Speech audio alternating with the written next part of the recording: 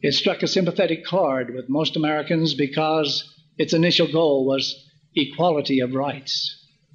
Today, however, the goal for the proponents of equality is to restructure our entire economic system using the power of the federal government to enforce their grand design. They now advocate throughout our economy that we redistribute wealth and income, a good definition of socialism. Our present middle-of-the-road policy is, as Van Mises, whom I class as the greatest economy that we have ever known, suggested socialism by the installment plan. Americans have always been committed to taking care of the poor, aged, and unemployed. We've done this on the basis of Judaic Christian beliefs and humanitarian principles. It has been fundamental to our way of life that charity must be voluntary if it is to be charity. Compulsory benevolence is not charity. Today's egalitarians are using the federal government to redistribute wealth in our society, not as a matter of voluntary charity, but as a matter of right.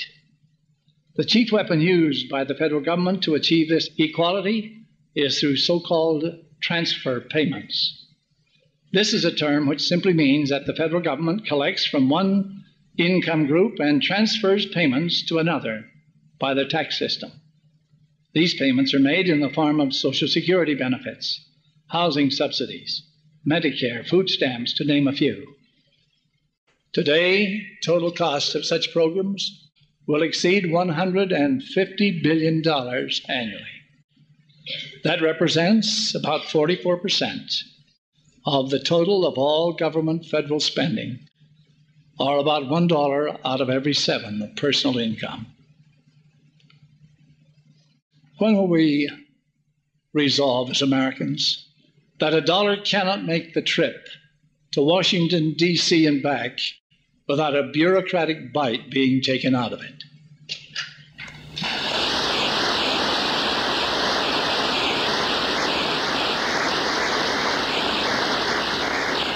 Medicaid, the government's regular health program for the poor, cost taxpayers $13 billion in '75. Medicare, the program for the disabled and elderly, cost $15 billion. Aid to families with dependent children cost over $5 billion, and about $3 billion is spent on food stamps. This is to name only a few of the so-called benefits paid out. Our present Social Security program has been going in the hole at the rate of $12 billion a year, and yet the party now in power wants to increase the benefits to include a comprehensive national health insurance program. Recognizing that the present program will be insolvent by 1985, President Carter has now recommended that Social Security be funded out of the General Income Tax Fund. Charges were made in the last election campaign that the Social Security program was going bankrupt. These charges were denied. Now the truth is out. The President's recommendation must be regarded as an admission of the failure of the present system and as a calculated policy to take this country into full-scale socialism. Our major danger is that we are currently and have been for 40 years transferring responsibility from the individual local and state governments to the federal government. Precisely the same course which led to the economic collapse of Great Britain and New York. We cannot long pursue this present trend without it bringing us to national insolvency. Edmund Burke, the great British political philosopher, warned of the threat of egalitarianism, socialism. He said a perfect equality will indeed be produced. That is to say, equal wretchedness, equal beggary, and on the part of the petitioners, a woeful, helpless, and desperate disappointment. Such is the event of all compulsory equalizations. They pull down what is above, they never raise what is below. and they depress high and low together beneath the level of what was originally the lowest, unquote. All would like to equalize with those who are better off than themselves, I suppose. They fail to realize that incomes differ and will always differ because people differ in their economic drive and ability. History indicates that governments have been unable to prevent inequality of incomes. Further equalization efforts stifle initiative and retard progress to the extent that the real incomes of everyone are lowered. We must remember that government assistance and control are essentially political provisions, and that experience has demonstrated that for that reason, they are not sufficiently stable to warrant their utilization as a foundation for sound economic growth under a free enterprise system.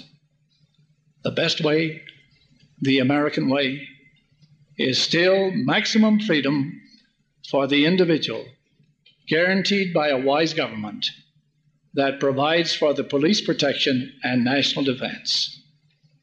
History records that eventually people get the form of government they deserve. Good government which guarantees the maximum of freedom, liberty, and development to the individual must be based upon sound principles. We must ever remember that ideas and principles are either sound or unsound in spite of those who hold them. Freedom of achievement has produced and will continue to produce the maximum of benefits in terms of human welfare. Freedom is an eternal principle. Heaven disapproves of force, coercion, and intimidation. Only a free people can be truly a happy people. Of all sad things in the world, the saddest is to see a people who have once known liberty and freedom and then lost it.